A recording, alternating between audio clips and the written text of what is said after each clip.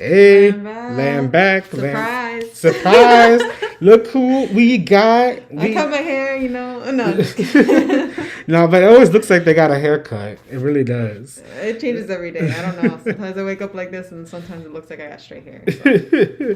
But yeah, Surprise. no. Land back, everybody. Yes, we got a special guest today on the Revolutionary Book Trap. We have our very own Minister of People's Affairs, Minister Ren. Hey. Not bad. Land back, yes. They're subbing today, because all hammers get this political education. And so, any one of us can be doing this. Yeah. And that is how it works in the revolution, right? All of us have to have the ability. We all have to have the ability to, Yeah. politically educate the people. Yes. Yes, absolutely. And political education is so important. Like even today, we had our, Revolutionary Church, and we gave some great political education, and that's really important, to win the people and make sure that everybody is heading in the same direction. Exactly. That's what PE does. That's what political education does. It grounds us and moves us forward in a certain direction, in the same direction. Yes. Right? And that's so important. So, yes, land back, everyone. Make sure that you are in here and you're sharing when you come into the room, okay? Make sure you like, share, and subscribe. You want to make sure that you are following up on the YouTube Black Hammer TV or on our Facebook page, Black Hammer Times, and putting on the notifications so that when we do go live, you get that notification that we there, all right? So, yes, make sure you like, share, comment, and subscribe. And if you are new to the Revolutionary Book Trap, what is the Revolutionary Book Trap, Minister Ryan? The Revolutionary Book Trap is our weekly show that the Agitation and Propaganda Office over here, Chief Oju, puts on every week so that, not just hammers are forged, but the public, right? Like every single person who wants to learn, who wants to, really learn not just the history of how we got to where we are today, right? Of how colonized people are where they are today, but also learn the lessons of our revolutionary ancestors. Learn not just the lessons as in like they did so well, but also learn from their mistakes, right? So that we can continue to, like we said, to educate and head in the same direction. So, exactly. And every week we read the same book, right? Like as a group, as a team, we all read the same group, and or we all read the same pages. Yes, the same parts of the chapter or a full chapter. This week was a full chapter, and we break it down for y'all. So. Yes, and we would love to hear your read that backs, right? Like we want political education goes both ways. What parts did you really like or pick out, stick out to you? And we want to learn from you too. So make sure to drop them. Exactly. That's what a read that back is. A read that back is a quote from the book that you unite with, that you got questions about, that you want to talk about more. And so make sure you always put in your read that backs in the comments. Okay. But yeah, we let's introduce ourselves just in general. So yes, I'm Chief Oju. I represent the nations of Africa and Boriken. I'm coming from the working class with some petty blue contradictions, and I use he/him pronouns. I'm the chief of agitation and propaganda at Black Hammer. And yes. And I am Minister Ren. I represent the nations of Panama and Colombia. And I come from a petty blue background in committing class suicide.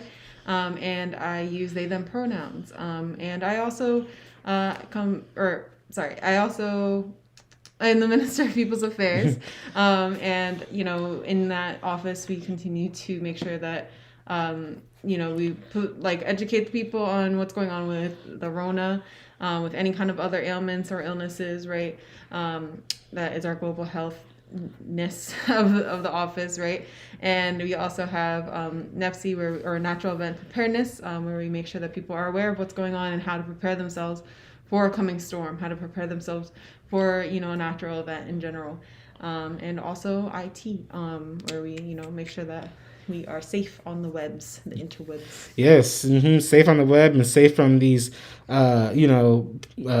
people from the Fed, right? That be always using this to be finding things out about the revolution, but Yes. we protected from that. So.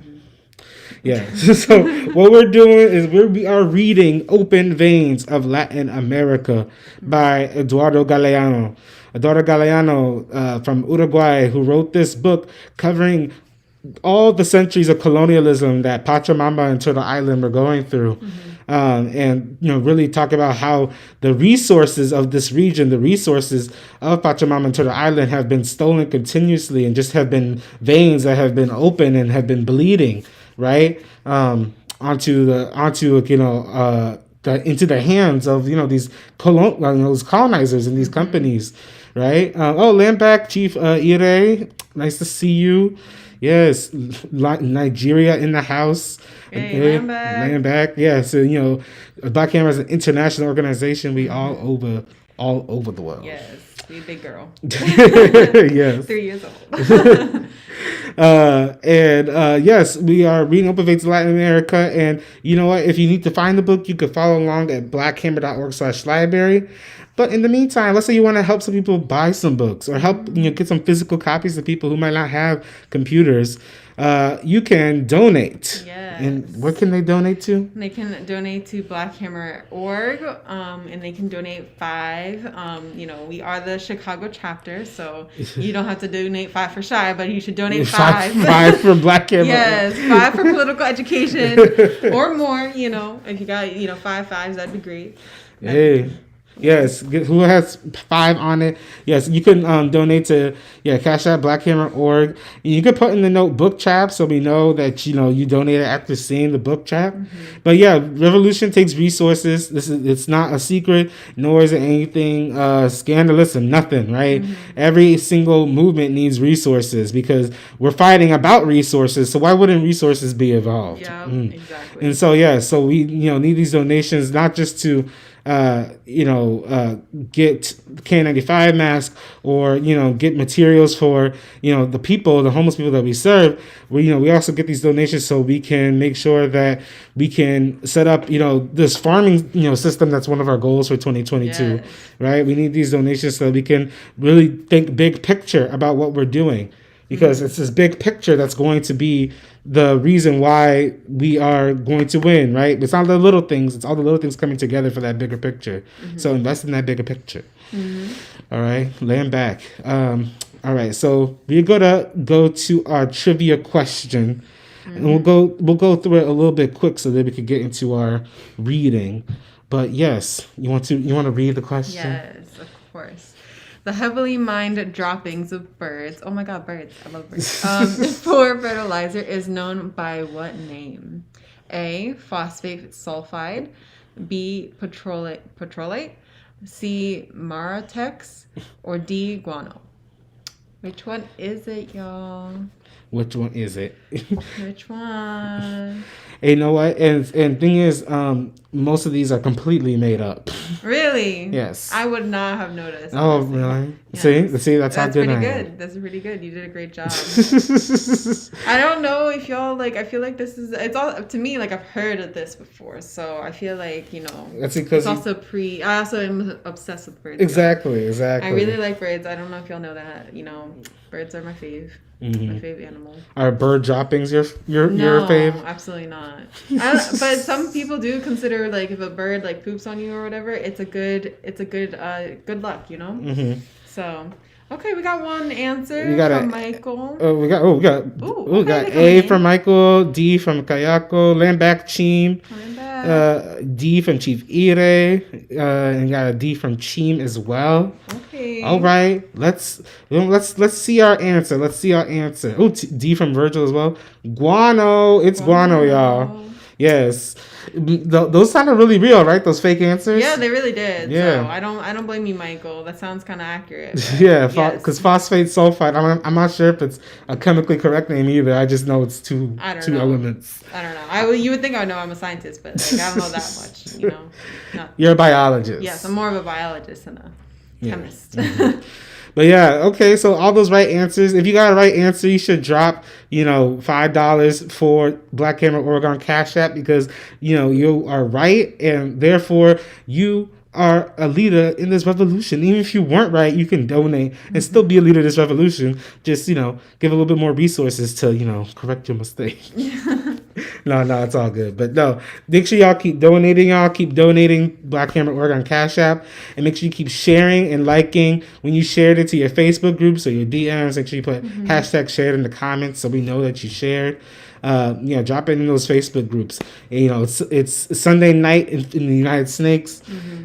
People is eating some cornbread and some leftover chicken today, so they have time to watch some political education. Just scrolling education on their phone, waiting for this family dinner to finish up. So and let them scroll up on the Revolutionary Book Trap instead.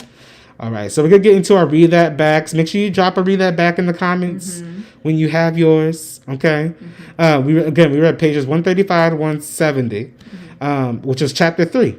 Yes. Right? So yeah, we're gonna get into our read that backs. I think yours is first. Yes, on page 135, right? Okay. Ooh, I can use yours. Yeah. Oh, wow. I got an actual book. Okay. All right. So, this growing dependence on foreign supplies produces the growing identification of the interests of U.S. capitalists operating in Latin America with U.S. national security. The internal stability of the world's greatest power is closely linked with its investments south of the Rio Grande. About half of those investments are in the extraction of petroleum and minerals, indispensable for the U.S. economy in peace and war. In 1959, the chairman of the Chamber of Commerce International Department said, "Historically, one of the United States' chief reasons for investing abroad has been to develop natural resources, particularly minerals and more especially petroleum. It is quite obvious that incentives for this type of investment can only grow. Our needs for raw materials are continually increasing as the population expands and living standards rise. At the same time, our domestic resources are depleted. Government, universities, and big corporations invest astronomical amounts of in scientific laboratories, which make new discoveries and inventions at a dizzy pace. But the new technology still has not found a substitute for the basic materials nature alone provides. At the same time, the materials necessary to meet the challenge of its industrial growth become increasingly scarce in the United States' own subsoil." Land back. So I chose this PE mainly because it really makes it plain. It makes it super clear. That is only through our dictatorship over the land, over our all of the power that we can have is through not only unity but also through the land, right? We have to unite to actually get our power back, right? The main resource that we have can be found in the land, right? In the earth. And right now we don't have say in where those resources go. We don't. What we do with those resources, and we don't get the profits off of it either, right? So that's why we are here in Black Camera, is to make sure that we are actually, getting that stuff back, getting our lives back, getting our land back.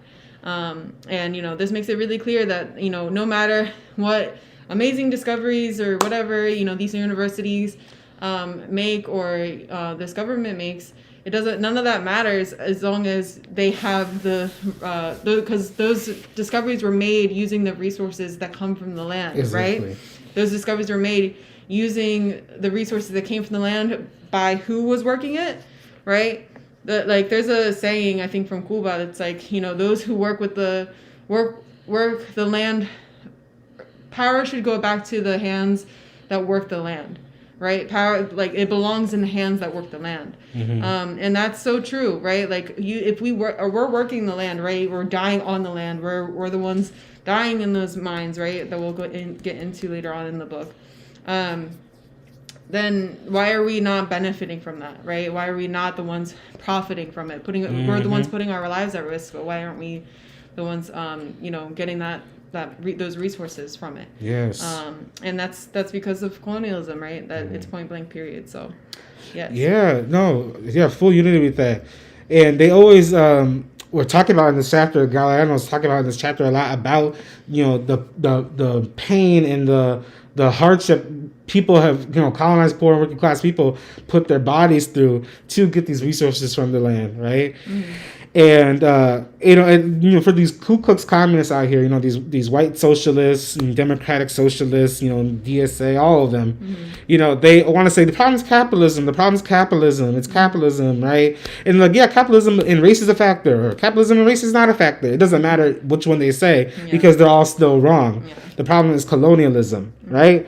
The problem is colonialism, and because how do you even get money?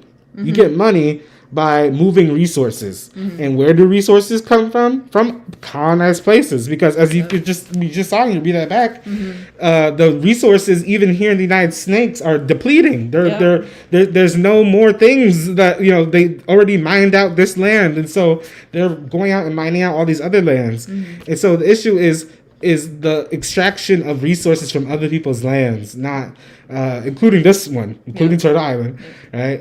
It's not the fact that there's a system of how they distribute it, right? It's the fact that they're stealing it in the first place in order to even have a system of distribution. And so we have to get to the core of that contradiction, the root of that problem, and that's colonialism. And that's why we're an anti-colonial revolutionary party, because we understand that that we have to solve that problem like you talked about first. The problem that the power is not in the hands of the people who work it. Yeah, and I mean, part of the issue, it really is still the distribution, because what they do is they have all these points, right? All these colonies, even if they aren't technically colonies, and they pinpoint it to their country. They pinpoint the resources to their country. They funnel it. So part of it is the distribution, but it's not the distribution of like, oh yes, we need to distribute it to everyone. That's not even slightly happening, right? Like, so yeah. Yeah, we don't need equal parts of like the loot pie. Yeah. We want to give the parts of the pie that have been stolen back to the people, and then the people can decide how it gets sent back out, right? Because it's not everyone's to decide. It's to the people of that nation to decide. We want the sugar that's in the pie. We want the flour that's in the pie. We want the fruit that's in the pie. We don't want what the pie already made. We want say in how the pie is made. Yeah, or even if we make pie. Yes, or if so. Yeah, and that's actually a good metaphor for a lot of the stuff in this chapter, because it talks about all the minerals you need to make other things, right? And so all these minerals that you use, these elements that you use to make these like certain kind of metals or whatnot, if it's up to our nations, we probably wouldn't be making that, because we weren't making that before, and society moved on just fine. We didn't need societies full of steel to survive. Yep. And so it really is. That's a good metaphor actually for that. Because that's something I learned in this chapter, was the amount of ways that the stuff from the earth is used for such useless things, and for things that require so much of it in order for it to be made. Yeah, or like two elements to be like used, right? Or like so much other fuel to be used in order for a different thing to be made, right? Yeah. Like steel, right? like like the way that the Aztecs lived was like more, with gold. Like gold was like a big thing, and like there was like the basics of minerals. It didn't take a whole process to make a whole nother thing. Yeah. It was just like, oh yes, this is what we have. Let's use it. Yeah.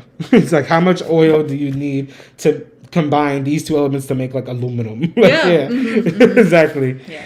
See how wasteful these colonizers are, y'all? We're tired of the waste, because there's abundance on the earth, and yet it's being mined out so viciously in such a waste. So Land back, Virgil. All right, drop it. Read that back then. Yeah, go ahead, drop it. Drop them all.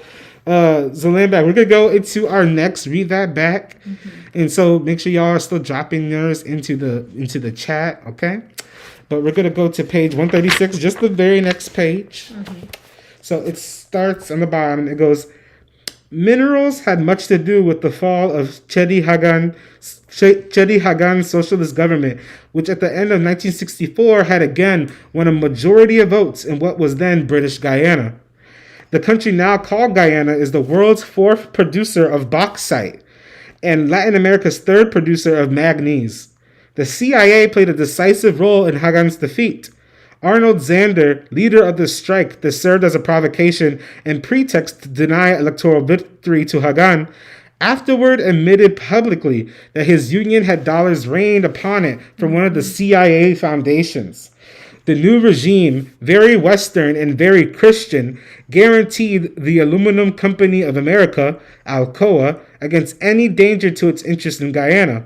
It could continue tranquilly removing the bauxite and selling it to itself at the same price as in 1938, although the price of aluminum had since soared. The danger was indeed past. Arkansas bauxite costs twice as much as Guyana bauxite. The United States has very little bauxite on its own territory, but using cheap imported raw material, it produces almost half of the world's aluminum.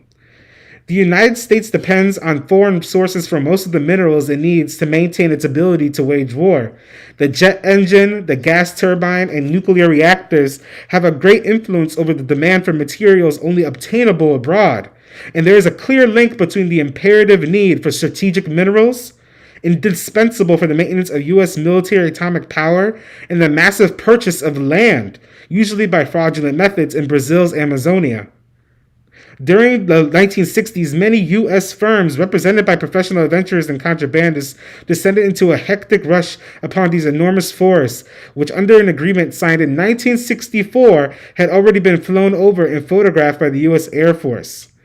And then skipping down to the bottom of that, read that back. It says gold, silver, diamonds, gypsum, hematite, magnetite, tantalite, titanium, thorium, bauxite, zinc, chrome, and mercury were detected when they sent the Air Force, right, to go over all these forests. Wow. Woo! So it's like that was a long one, yeah. But it shows one. They are looking for everything. It's not like, what resource is in this land? We'll just pick the one and leave. No, they want to take everything. They were using a detector to find what they could steal. It was like a loop device, like what's here that we can take, what's here that we can take. Yeah. And so when when we hear like, oh, this country wants to go to this country, meaning like when we see like a colonial country like the United States or England or Australia say it wants to go to another nation, a colonized nation, to do a deal or to do something. All they're doing is going to visit this to check on resources or to find more resources, right? That's the only reason that they're going there. The only reason, and it says it right here that they're going to these nations to literally get a detector to find all these elements. Yeah. And then also is the greed behind behind the looting. Yeah. With bauxite, so bauxite you need it to make aluminum, right? And because the U.S. has such little bauxite now left on this land, they have to get it from other places. And it's wild because they're making so much money because they're paying so cheap for the stuff from the other places. And these other places are like the top exporters of these things. So they should be rich. These other places should be rich. But you have these colonial countries paying cheap and then using that cheap material to sell expensive aluminum foil and expensive aluminum. And who has to buy all the aluminum? Guyana, because they just sold all their bauxite. Yep. Right? So it's just like this evil cycle of like starving these nations and then selling back to them their own stuff at a price that starves them even more.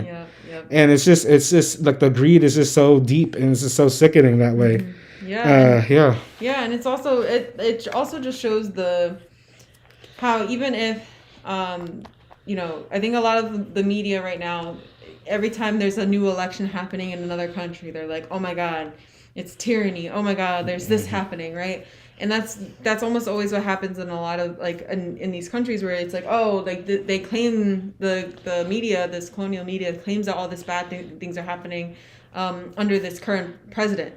When in reality, the current president is just, or whatever, the current person in charge, different names, is really just fighting, like not going in with their rules, right? Like they're like, no, I'm trying to build my country up, you know, get your hands off. That's usually what is the case, and it's because they aren't. So they're working hard not to be a sellout, right? They're working hard to not be to sell out their own people and their own resources, and you know that's what happened there too. And I read that back is like this person was trying to led a rebellion against someone that was running in a fair and honest way and looked like they were going to win, right? And then right when the election was declared and like, you know, he became president, or, you know, oh no, he lost, right? Yeah. It was like, oh, haha, yes, it was because, you know, I had all this money backing me from the CIA. The CIA, yeah, exactly, right? And you know, that's what continues to happen in all the really like the countries in Central and South America, right? And Pachamama. Is like this continuation of like they put their puppets in charge. Exactly. Yeah. And that's another reason why, like, again, you can't trust Ku Klux communists because they love unions. Oh yeah. Just as a fact, as an existence, they love unions. And unions are not going to lead you to freedom. Nope. Let's just say point blank. A union is not going to free you. It's not going to liberate the colonized masses, poor class masses of the world. It's not going to happen. All right. And look how easy it was to, you know, fund a union, which is not organized with based on principles, right? It's not organized based on principles or on material reality of people, right? Because my material reality isn't a worker, right? As a colonized person, I'm not a worker, right? I am stolen goods, right? The CIC said that, you know, I'm not a worker, I'm the loot, and that's true, right? Because we are also one of the resources that's stolen and exchanged around the world. We are one of the cogs in the machine. Exactly. Right? Without us, the tin would not, or the bauxite would not be mined. Right. Without us, the bauxite wouldn't even be turned into aluminum because we're the ones in the factories working to make the aluminum. Yeah. Yep. Exactly. And the ones mining it, the ones making it in the factory, and even when there was a lot of white people processing a lot of these stolen goods, those were workers, I guess. But how long did it? But you met that, you know, identity at your own choice, right? You met that identity at your own choice because you were like, oh, I guess I'm broke and I guess I need to do it. We were forced to. We were forced into this situation. You know, at gunpoint, we were said to be a slave. At gunpoint, we were told to work in the factory. At gunpoint, we're told to stay on the plantation. And so it's not the same situation. No. And so, like, yeah, look how easy it is. Like Virgil says, unions are one of the colonizers' favorite tools, historically speaking. Yes, they love using them, like, on both sides, the left and the right. But it's the liberals who really use it in a way that distracts our people from, like, organizing in a way that really works for their liberation. Yeah. And like we were saying, the other part of that, raise that back with the investigation part, right? And like that's why, you know, whenever I hear of like anybody going on like, oh, discovering a new species, you know, like I always am like, okay, what led to that discovery? Right? Like, why were you there in the first place? Yeah. Right? Like, who were you funded by? You know, like, what were you really looking for? Because it's never a new discovery of, like, a species that was just like, oh, yes, we were just here for ecological means. Like, we're just excited to find things. No, you're here to colonize. Like, that. And, like, even if you personally, you're just there to find things, doesn't matter because you'll find other things. Your pictures will reveal other things that will inform, you know, whoever it needs to inform. Right? Exactly. So yeah, they use all kinds of different ways of like investigating into the lines and stuff. So yeah, that's not surprising. Yeah, it's not surprising, and yeah. So don't you know believe in the union, y'all. No. I remember meeting a African woman that was signing up people for a union, like some protest that we were like doing some outreach at. And she was saying that she told me, she's like, yeah, you know, I'm tired of these white people.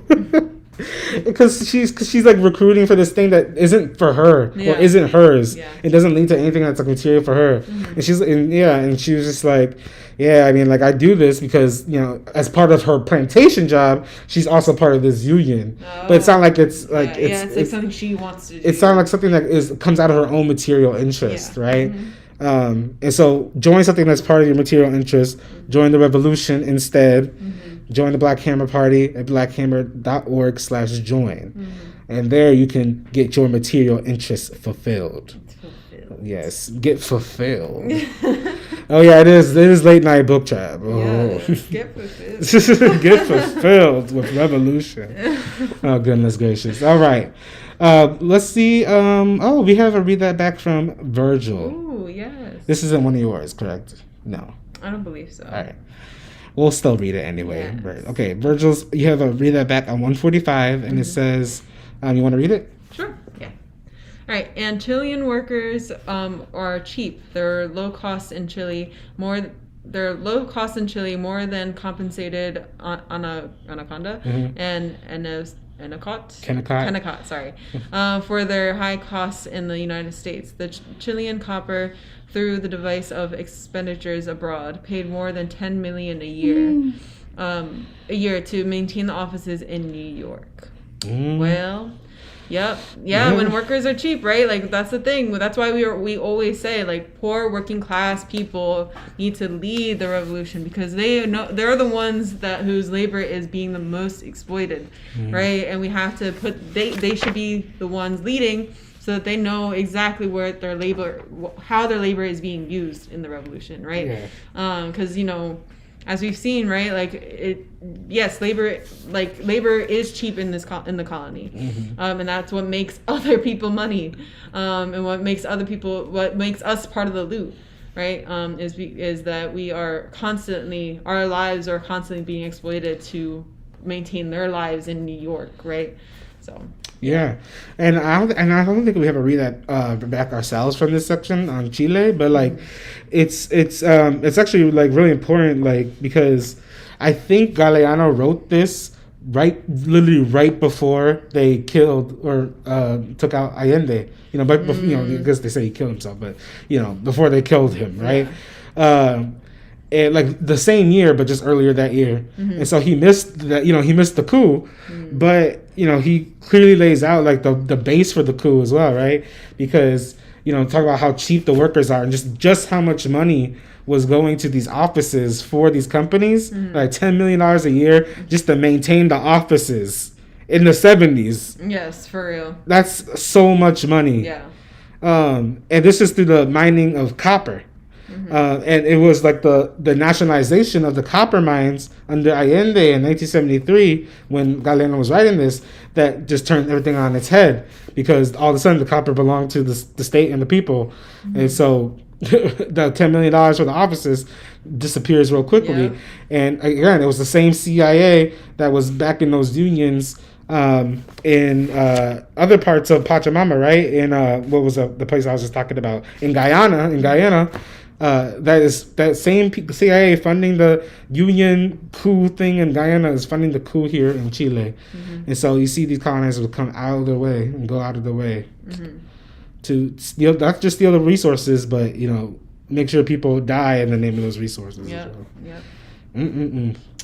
But there's always the hope behind it, right? That like as people see that, they resist against it, and you have these leaders pop up to take things back. Yeah, just like I think one of the leaders that was talked about in here was a woman who like led a revolution, right? Like led an uprising, right? And I think she ended up being killed, or but that it even just one, right? That it doesn't matter, right? Like one person leads to inspire others, right? One person leads to inspire others, and that's what we always are telling the people is like, we're just X amount of people here in this chapter, but that doesn't mean that we're alone, right? We're working all around the world. We're working all around the world to make sure that no matter where we are, like we are uniting more people to move forward. Exactly. So. Exactly. Yeah. I think her name was like Maria something. Yeah. But yeah, she's from Bolivia. Yeah, and they said that she had the Bolivian flag like sewn onto her body. Yes, mhm. I'm not sure if that literally means sewed on, yeah, but I think it was. 'Cause I don't know. I don't know. I was like, oh, Maybe it was just the. but it could be. I mean, people be strong like that, because especially people who go on the front lines to, fight for their people, and they named part of the land after her. After that, Yep. When Bolivia did get revolution in the 50s, and she was doing that like in the 1930s or something, because this was like 20 years before. So, we have heroes. We have our revolutionary heroes. They live with you in your apartment building, and they go to the bodega with you. They on the bus with you. They out living on the streets that you walked on. They're you if you are living on the street. And we are the revolutionary heroes. So you just gotta realize that. Yep. It's our fourth principle. All right, land back. All right, we can go to our next. Read that back. I believe that is mine. Let us see. Oh, No, that's yours. that's mine again. Yep. Oh, twice in a row. Twice in a row. All right. So this is about Bolivia and its tin. So Bolivia nationalized its tin after the heroic revolutionary days of 1952. But by then, the super rich mines had become poor. On the Juan del Valle mountain where Patiño was the guy who discovered all the tin, found his dazzling vein, the degree of the purity of the ore had fallen 120-fold. Of 156,000 tons of rock brought out every month, only 400 tons are now recovered. The total length of the perforations is twice the distance from the mine to La Paz. The mountain is an anthill pierced by countless galleries, passages, tunnels, and chimneys. It is on the way to becoming an empty shell. Every year it loses a little height, and the gradual process of collapse is eating away the crest. From a distance, it looks like a cavitied molar. Atenor Patiño not only collected a fat indemnity for the mines his father had almost exhausted, but he also kept control of the price and destination of the expropriated tin. He sat with fixed smile in his European mansion. Ew. Mr. Patiño is the affable Bolivian tin king, the society pages continue saying for years after nationalization.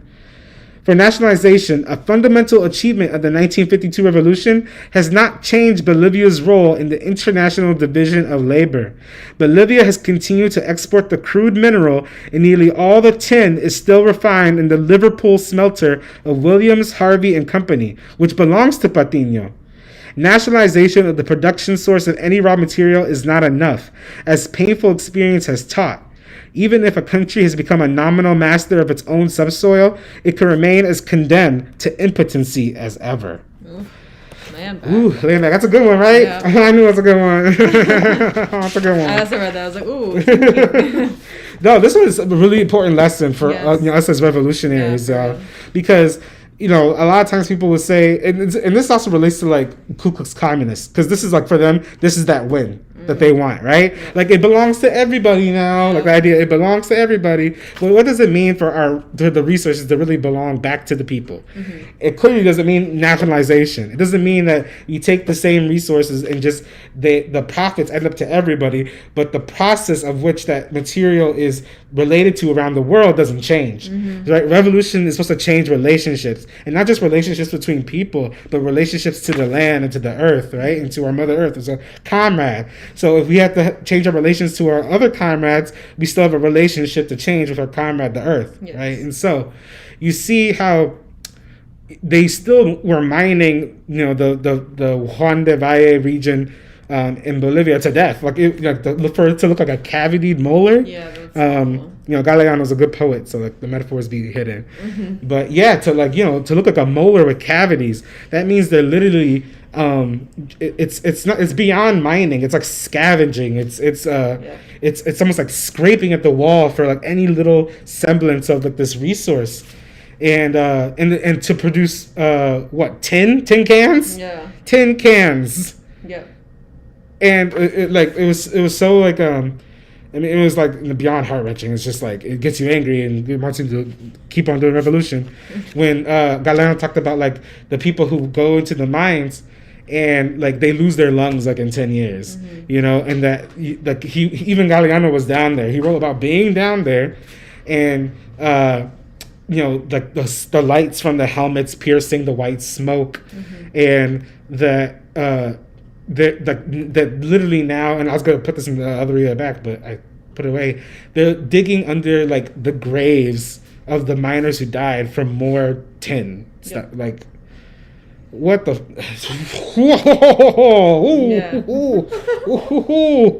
Ooh, I'm ready. That's like it's just the sickness of it all, that you have poor, hungry people digging under their families' graves for a resource that doesn't even go back to them, for Campbell's soup cans. Yeah. For cans of Campbell's soup. For cans of Coke? For cans of Coca-Cola. Goodness gracious. Oh, Jesus Christ. Yeah. It's just like, you just realize, like, just how, you don't realize it. If you haven't realized it, you realize through reading this, just how deep it goes.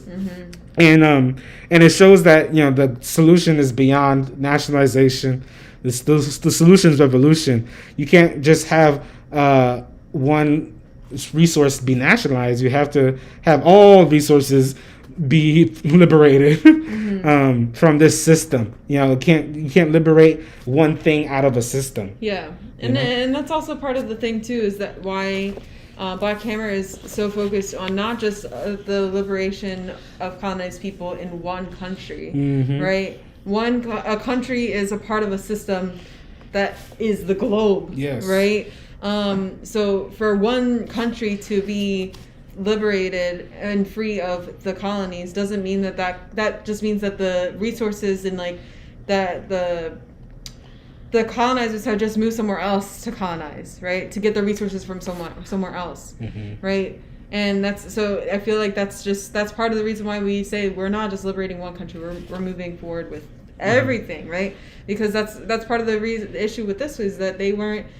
They were like, oh yes, we're free because we're like this, this land here is free, but it wasn't like, oh well, how are we thinking about where our resources are going worldwide? Exactly. Right. We need to think globally, and like how are we benefiting from the global distribution of it? So yeah, it's not just and the same thing was seen in Cuba, right? Like when Cuba was liberated, there's still embargo after embargo, right? Yeah, exactly. So even if one country is liberated, what is that going to do when there's still like this overlying when the enemy still exists? Yeah, when the enemy still exists, right? Like you don't just squash a roach once. Like that doesn't get the roach. You have to do it over and over again until that thing is done, right? And learns to run the frick away. You have to do the dance, like yes. the whole like, okay, ready, set, go, turn the lights. Hey, I mean, yeah, I haven't been in that situation. I've been in the rat situation. Thank God I have not been in the roach situation. Yeah. But I have plenty of friends and people growing up that said that's how it was. Turn the lights. But you see, it's a planned, organized effort to squash out the enemy.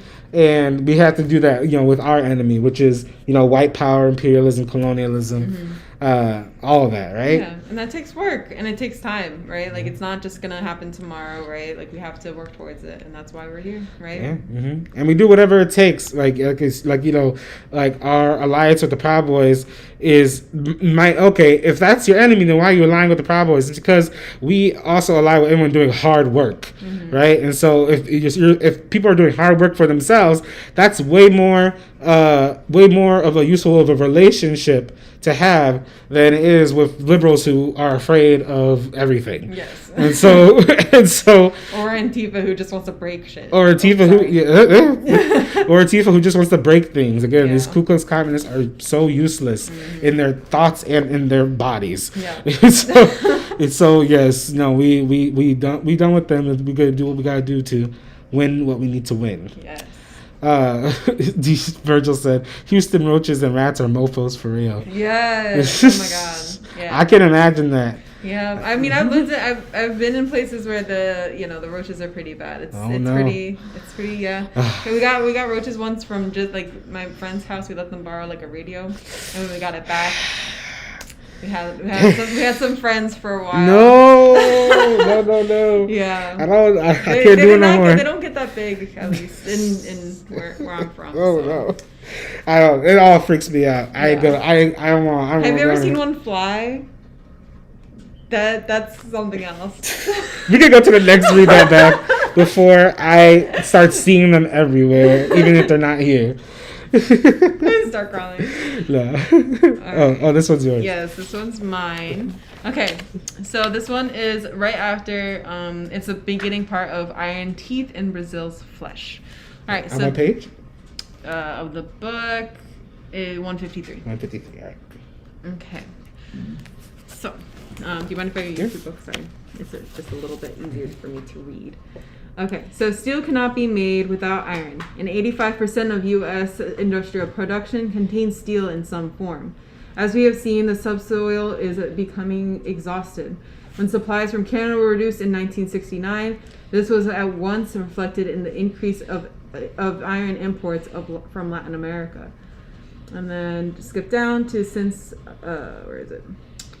Since both? Oh, yes. Since both firms sell the iron ore to their own steel mills in the United States, they have no interest in defending prices. On the contrary, it suits them that the raw material should be as cheap as possible.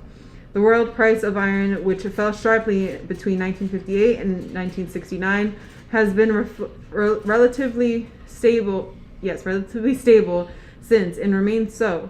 Meanwhile, the price of steel has continued to rise. Steel is produced in the world's wealthy centers, iron in the poor suburbs. Steel pays labor aristocracy. That word. Wages.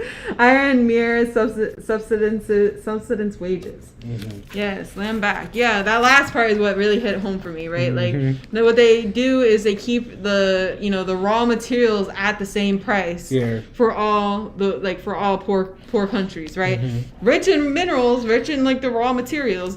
But they keep keep them at the bottom while they continue to make profits off of what they produce once they've done whatever they want to the raw materials, right? Once they turn it into steel cans or steel whatever, right? Mm-hmm. And the fact that they continue to do this even today, right? This continues to happen all across the world, and it just is disgusting. Yeah. And that's what I was saying too, is like how they have these colonies, right, that produce these raw materials, and the benefits, the profit from these raw materials gets funneled into these select countries, right? The colonial countries. Yeah, no, that's and like that last part does say, the raw materials is where the people are, and then the processing of them is in the wealthy centers. It's not necessarily processed by wealthy people, but at least it's close enough to the wealthy people to monitor the processing of these things. Yes. Right, and so that's why within cities, we have these factories in cities, that it might be in the city, but the factory is not where the big downtown company headquarters are, right? They're still separate, but at least they're in the same place. Yeah, and it makes sense too, because when you think about it, right? Like if they had these processing plants in the countries that they were like mined at or found in, it would put too much risk into those factories being taken back by the people, right, or by the country itself, right? And then they would have to so it would be a lot more risk rather than shipping the raw materials to them, right, where they can have more control over the buildings, over just the safety, right, of them having control over their resources. Yeah, which is not what's happening now, right? Like, especially nowadays, like this is when factories were kind of still big but dying out. Nowadays these factories are gone. These factory cities, they're not really around anymore. And so in these places where it used to be like that, a lot of times, a lot of stuff is outsourced, right? It's the word, it's outsourced. It's in these factories are in other places.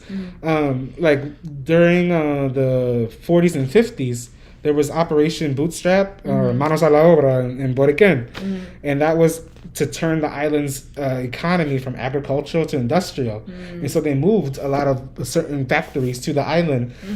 For instance, like I'm not sure if it's still the same, probably not during the pandemic, but Boriken used to be the biggest factory producer of latex gloves. Oh. It was a lot of medical equipment was made on the island. Like Baxter Healthcare was a huge headquarters there. Making pharmaceuticals and everything. And so all these places are starting to pop up more, and they are losing control. The United States is losing control of lots of these places. Even with the AstraZeneca jab, that in India, it caught on fire. Yeah. Maybe that was one of the poor working class colonist people of India just saying nope. Yeah, get this out of here. No thank you. And they don't have control over it no more when it's in the people, when it's what the people are. Yep. But that's what is going to happen no matter what, because more and more the colonizers in these countries is still don't want to work these jobs. Yeah. They don't want to work in these factories. The poor working class ones, like, they still want to, because they live in towns where that was the only industry. Yeah, and it's like, it reminds me of Panama too, because excuse me. So yeah, in Panama, right, like the history of the Panama Canal is kind of is pretty horrific, right? Like so Panama and Colombia, which is why I say Panama and Colombia in my nation, right? Used to be one country, right? It used to all be like, it was just part of Colombia. And then basically, because I believe it was France at first, and then it was the United States, wanted to create Panama Canal, they funded the separation of Panama and Colombia. They made it so that they were like funded the people who were like, oh yes, I want dictatorship or whatever, or like I want this part for just us, right? I want to be my own country. And there's like a lot of like, oh well, that was years and years of it building up, right? That's just years and years of planning coming to a head. But yeah, so then when Panama was its own country, they it took literally like hundreds of thousands of people to construct the canal, not just from Panama, but it was literally, it was Africans, it was Asians, it was Jamaicans, it was all like so many people from around the world were used to build this canal. Wow. The separation of North and South America, like it was all one. Anyway, we're gonna fill that in. But anyways, when it was finally constructed, right, it was still in the hands of the U.S. The U.S. still had was still on U.S. territory, it took years, but eventually the Panamanian people kicked them out, and we're like, no, we want this land back. Like, we want to have dictatorship over the canal and actually get the profits from it. And I need to do more research into this, but Panama has seen a dramatic decrease in the amount of white people who live there, because not many people want to live in a hot country like that. And not just hot, but also like the type of work that is there isn't conducive to white people. So it's hard labor. It's hard labor. Yeah, it's actual work. So the United States still has its foot in Panama, right? Like, there's still a lot of profit that goes to the U.S. They still have diplomatic relations or whatever. But I do think that the Panamanians did take a lot of fight against the U.S. Throughout the late 1900s. So. And this sounds a lot like what the other read that back about why nationalizing one thing doesn't solve the problem. Yes, exactly. Right? Like, okay, the Panama Canal is back in the hands of Panama, but it's not completely back in the hands of the people, because the resources are still going out. Yes, like, it's still going out, and there's nothing coming back in. And so as much as it isn't 100% owned by the U.S., there's still something owned, right? And yes, so indigenous people still are constantly getting brutalized. Exactly. And so that's why we need more than nationalization. We need revolution. Revolution. Worldwide anti-colonial revolution. Yep. So Joy at blackhammer.org. Yep. Joy. All right. We're going to get into our last read that back before announcements, y'all. Yeah. All right. How are we going to wrap up chapter 3 with mine? Oh, yes. We're going to read about that oil. I know Virgil says all. No, I'm not sure if they say it that hard, but that's that southern oil. All. Oil. All right. So it says, this is in Venezuela. Growing unemployment sharpened the crisis in the Lake Maracaibo oil camps. The lake is a forest of towers. Within these iron structures, the endlessly bobbing pumps have for a half century pumped up all the opulence and all the poverty of Venezuela. Alongside, flames lick skyward, burning the natural gas in a carefree gift to the atmosphere. There are pumps even in houses and on street corners of towns that spouted up, like the oil, alongside lakeside towns where clothing, food, and walls are stained black with oil, and where even whores are known by oil nicknames such as the pipeline, the four valves, the derrick, the hoist. Here, clothing and food cost more than in Caracas. These modern villages of cheerless birth, but quickened by the euphoria of easy money, have discovered that they have no future. When the wells die, survival becomes something of a miracle. Skeletons of houses remain, oily waters lick abandoned shores and poison the fish. Mass firings and growing mechanization bring misfortune too to cities that live from exploiting still active wells. Oil has come and gone for us here. People were saying in Lagunitas in 1966. It would have been better for us if these machines had never come. Cabimas, which for 50 years was Venezuela's biggest oil source and brought so much prosperity to Caracas and the oil companies, does not even have privies. It has 2 asphalt streets. Land back. So, my spell check turns the all to y'all. Exactly, right. It does the opposite of what everyone else does up here. Land back. So, in Venezuelan oil is a huge issue worldwide.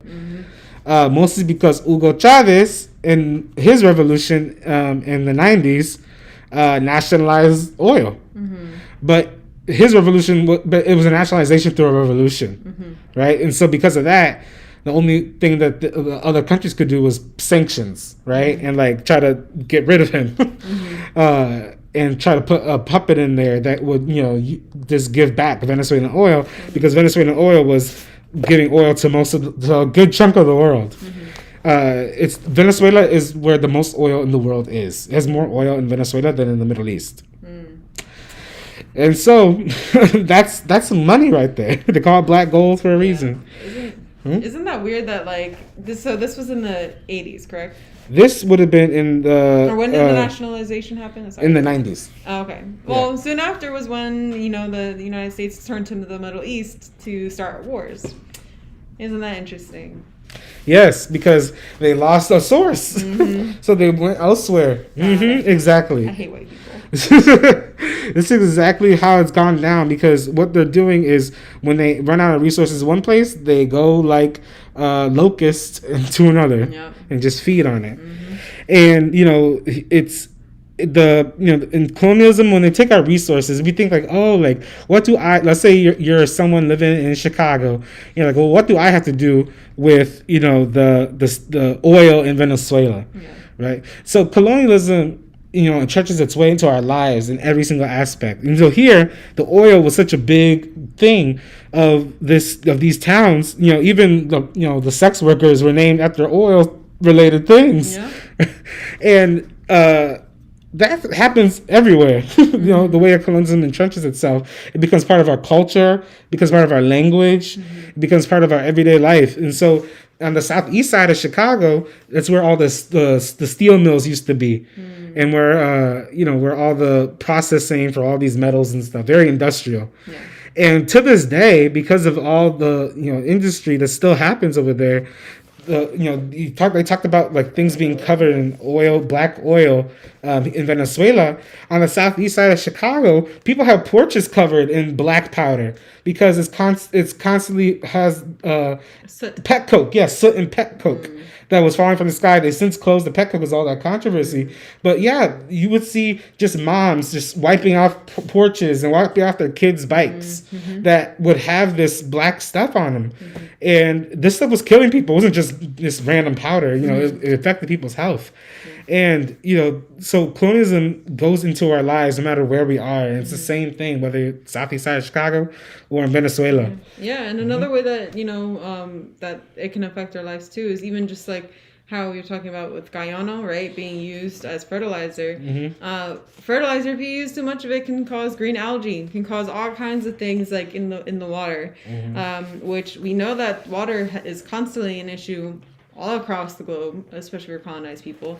You know, and it causes green algae in Mexico and like the Gulf of Mexico right at the what is that, the exit, I guess, of the Mississippi River. I don't know, the outflow of the Mississippi River.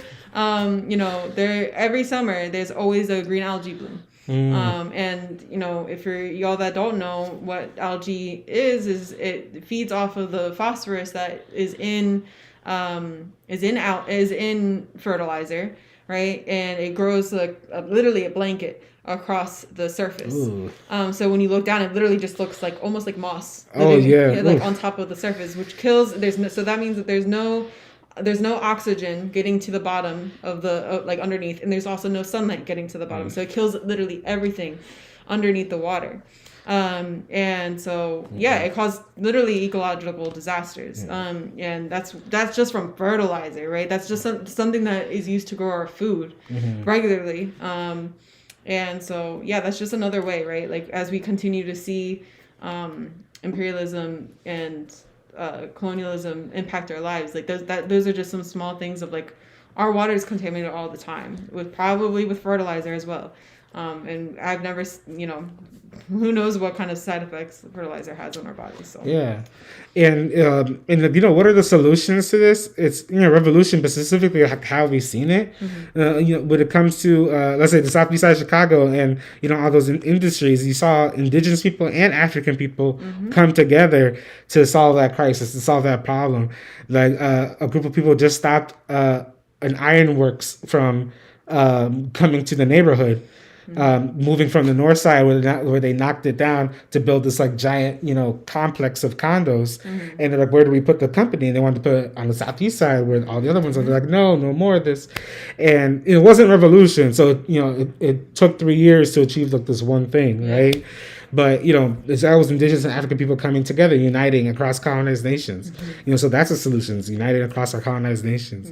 And another one with Venezuela, right? When the sanctions were put on, who could they give gasoline to? Because they have sanctions. Cuba, right? Cuba had all these sanctions imposed on them, and so they were getting their gasoline from the Soviet Union.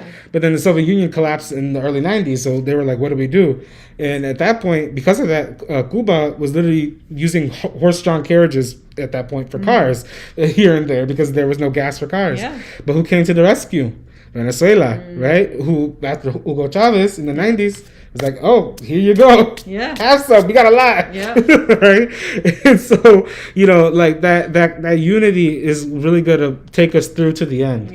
And we have to have that unity across colonized nation and no matter what our circumstances are as a nation, right? So my African nation and my Borican nation can't just be all prideful and, you know, just say we are Africa, we are Borican, and not care about anybody else. We need that unity across nations in order to, you know, achieve this thing that will end all contradictions, will smash all our enemies, and not just have one victory surrounded by a bunch of enemies. You know, so absolutely. And that's how, you know, even New Orleans, right? Like there's a history, like a strong history, not just New Orleans, but like all across like the southeast of the United States.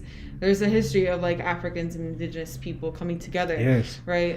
As, you know, the colonial, like as like colonizers came, right?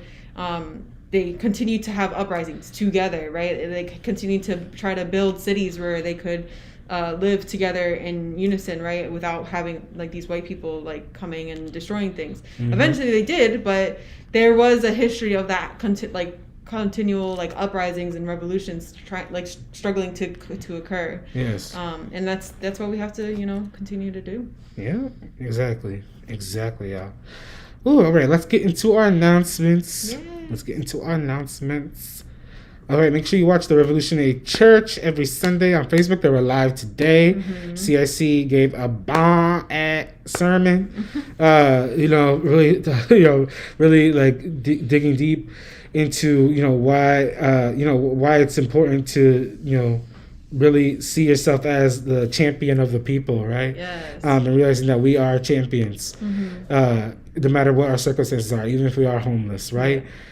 So yeah, watch it every Sunday on Facebook Live at the Black Hammer Org Facebook, or our YouTube channel uploaded later on at Black Hammer TV, right? Make sure you still are calling the Atlanta City Solicitor's Office, 404-658-6618, extension 5, to make sure that our hammers in Atlanta who are doing the Rosary Church, that they get the charges dropped on them.